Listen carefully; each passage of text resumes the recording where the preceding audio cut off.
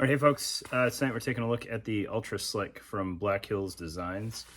He's been putting out a lot of really cool stuff lately, but I think this is probably his first like true kit component that he's put out, if I remember right. He's got a couple more coming that are gonna blow your minds away. But this one is also really cool. So it is a plate wrap. I've got kind of worst case scenario here with ESAPs and backers. It would improve the wrap ability if I had thinner plates for sure, which I can show you, as well as if I was using small ESAPs. All right, we also have 4 magazines total in here and side plates to include up to the giant green ones, which are less than ideal, but they fit perfectly in here.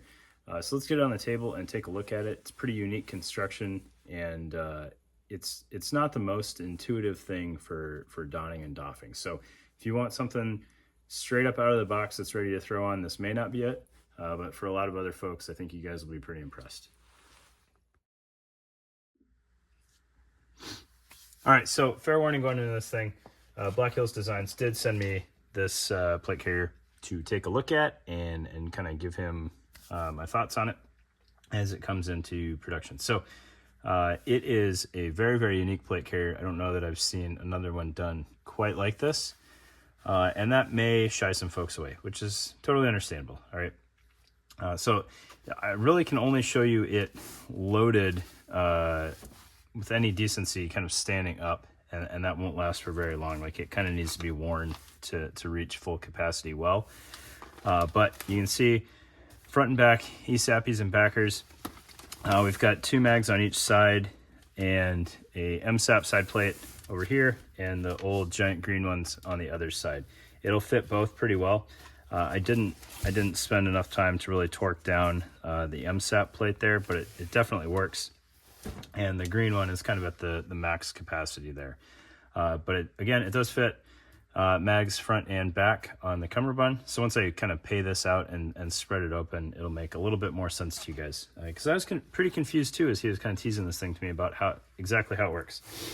All right, so donning and doffing is not very intuitive. Once you have it on, it's pretty darn comfortable, and it's about as low profile as you can get on a plate carrier, especially if you ditched the mags or one mag on the side plates. I'm pretty sure you could fit this under just about any clothes that you would normally wear, with the exception of some like really tight button downs or tight shirts, right? So kind of the way that I have been playing around with donning and doffing this is by disconnecting one shoulder strap and then one side, and then kind of shimmying in from the other side. It doesn't really want to throw on straight over your head with both sides open and the shoulder straps closed, mostly because it's riding about as high as I could, about as high as I would want it, and there's not much shoulder strap left there. So with that said, the front flap here is kind of, in picture form, it doesn't make a ton of sense when you're looking at this thing. So you've got a Velcro wing here, Velcro wing over here, and kind of a good bit of tab here. So it's definitely a two-handed operation trying to put this thing on. But what I've done is I've kind of pulled this tab as far back as possible, tried to get this Velcro flat against the plate, and then worked this Velcro over on top of the mag pocket there. You can already see, from having taken it off and then trying to do it back on the table, like it's already kind of crooked here. It's definitely makes more sense when it's worn, and you can get things straighter with a little bit more ease once it's on you, right? But kind of that excess flap there, when he was showing me pictures, this thing was a little confusing, right? So this helps kind of anchor the plate in here better, and then you close that over the side there. All right, so we'll get both sides of the front open here, and you can kind of start seeing how the Cummerbund is laid out here. So it's fully reversible. Both sides are mirrored, and you've got a couple different choices. So you can have the downward opening pouch in the back if you want, or you can have it in the front, and you can mirror that on both sides. If you really wanted to, I think you could switch one side versus the other, because there really is no inner and outer face on here. So if we wanted we could just flip this upside down as it sits right now. So the back would be top opening, and that wouldn't affect the configuration on the other side. Why does that matter? Well, I think downward opening on the rear is going to make the most sense for most people. These pouches are plenty snug to hold these mags securely, even upside down, but they do all have routing pieces on them for putting some shock cord. And I'll rip one of these off so you can see it better here. All right.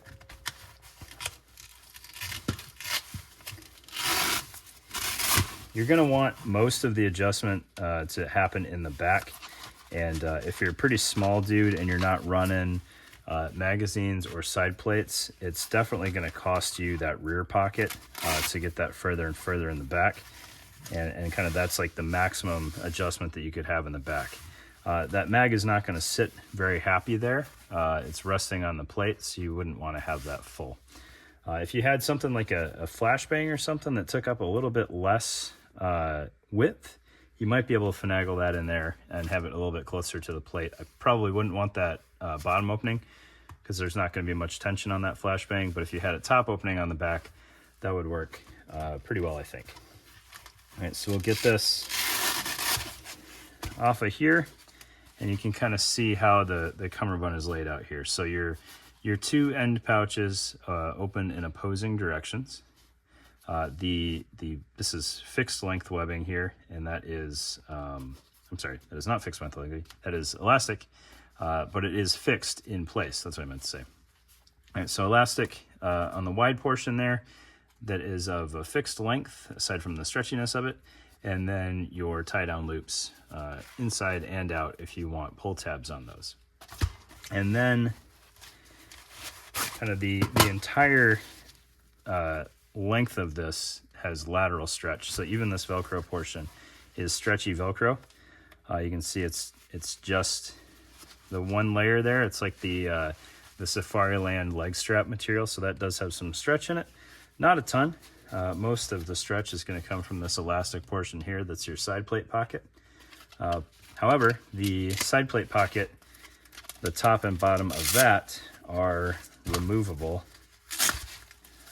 so that you can get those as tight as you might want them around whatever side plate you have. So obviously the MSAP side plates here are going to take a little bit more tension to make that happy. But you can see even without top or bottom in there, you know, it holds it snug until you start shaking it. So if you only wanted to like have this thing riding really high, you could take your tabs here and fully seat them up at the top and do the same kind of over on this other side here. You push that side plate really high, and then you could tether that in there with some shock cords. So you do have some depth control on there. Adding this in after the fact, you might be able to get it tight enough with it sitting that high. Well, I put too much tab there.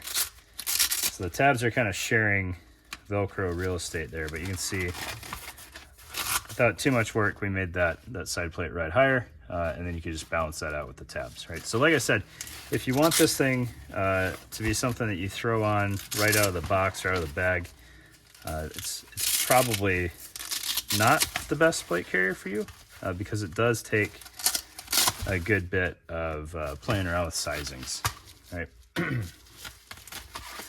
And then we got other mag out of the way, pull that side plate out of the way, and you can see kind of all of the construction on here.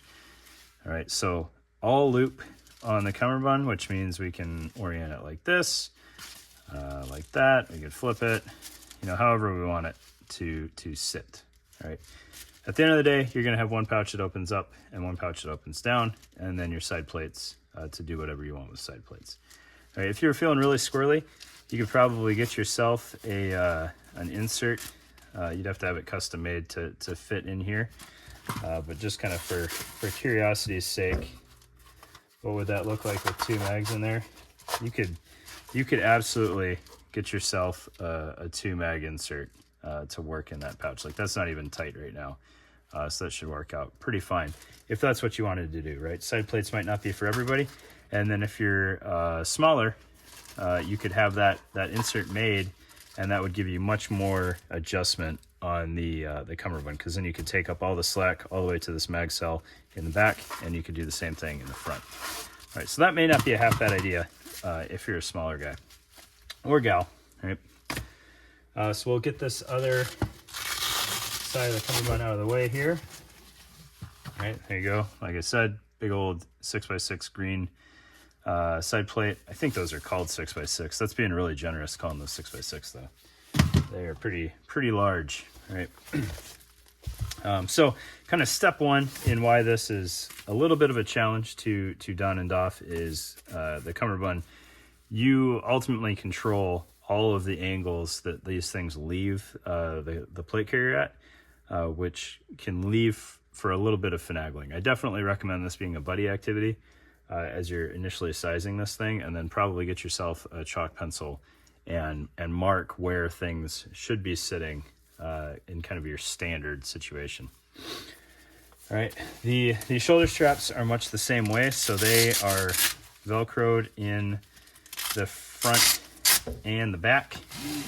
All right, loop on both ends, so you can take those either direction.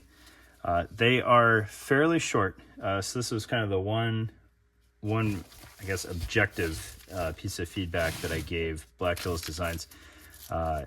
There's really no penalty if your shoulder strap is too long, because you can just, it runs internal in the plate pocket anyways. So I told them, another couple inches of strap would probably be a win. It guarantees that you have more continuity. Like when you have all of the Velcro contact here, it's pretty solid, and I don't have any concerns about that. But if you were real big or real tall, or real big and real tall, you might find yourself having a little bit less Velcro continuity there. Now you could always wrap a chunk of tape around there and help hold that together a little bit better. I haven't had it fall off of me, but there's half as much Velcro there, and you can see it's starting to give way if I'm pulling really hard, right? But again, ease of donning and doffing. It's choose your own adventure. Do you want straight up and down shoulder straps like LV119 style, or do you want these things coming out of here at 45s and wrapping around your shoulders and coming back kind of like a cry, or somewhere in between, right? Like you get to pick where your shoulder straps are going, but it can be a little challenging doing it live and getting the angles the same and the lengths the same, just because nothing is fixed, right? So you can make it as comfortable as you want, or you can make it real uncomfortable by screwing that up. And then looking at how the plates are retained, this one was also throwing me off like crazy as he was showing me pictures of it. So what you've got is this setup here. So you've got kind of this strap that wraps around your plates, and then you kind of lay it on the inside face of your plates there, and then close it up like that. So I promised showing you guys a thinner plate here. So if we take this Hesco M210 here and lay that on here, I think what we'll find is that our plate has a lot less kind of length and bulk here, and everything kind of lines up a little bit better. So I can lay that on there, and then good bit less plate hanging out the bottom of that thing, and I could even finagle this down a little bit more if I wanted to. Once you're wearing this thing, nothing moves on you, but when it's on the table, it definitely looks a little unnerving. Like I can kick this thing straight out the side if I want. But yeah, once everything's in there and you're situated and it's on you, like everything is pretty stable. Really can't complain about things moving around too much once that's all set up. So who's this thing for? Well, I don't know. If you want to conceal rifle plates, I don't think it's a bad idea, especially if you are concealing plates and you're kind of limited in what plates you have available. Like if you've got some really Gucci plates, maybe they came with a lower profile carrier. Maybe you're using like the Velocity ULV. But I think this kind of meets the needs of anybody that would be interested in using that plate carrier that doesn't have those plates, or potentially wants a little bit more control over the rating of the plate versus how concealable it is. Because those Velocity plates, I'm not a huge armor nerd, but they have kind of a goofy threat that they're built to. So you get a little bit more control over what you're protecting yourself from in a fairly universal low profile carrier here. Right? It is crazy lightweight. Like this is it, minus the cummerbunds, and that doesn't hardly weigh anything. The whole thing is at most, 2 layers of squadron thick until you get out to the cummerbund or the edges of the plate there. But shoulder straps down to kind of the wings, the whole body of the thing, very, very thin. Very cool plate carrier. Definitely something worth playing around with. I don't know how much they cost, and I apologize for that. But I definitely think it's a cool setup that is worth giving a chance. Right? We give a lot of things a chance just because it's the new hotness that's floating around. This thing actually does things that you wouldn't necessarily get out of anything else on the market. Another thing that I played around with was putting radios in either of these pouches. Because they have to be all the way off the plate. I got a Bofang to fit in here without a case on it, and that fit all right. I was trying to muscle in like a XTS 5000 in here, and it was fighting me. I think I could have gotten it if I kept going a little bit further, but it wasn't worth it to me at the time. Other options, you could get a radio, in these. It wouldn't work out well. You could probably muscle one in the back, and that might fit a little bit better. The problem I had with the Bofang up front was it was just a little bit too far off the side, and I felt like the antenna was more in my way than I was used to. But maybe a radio on the back, and then front pouch opening down, that might make drawing that mag a little bit easier. Or just, extra ammo and side plates. So there you go. Black Hills design, ultra slick, pretty cool. Check it out.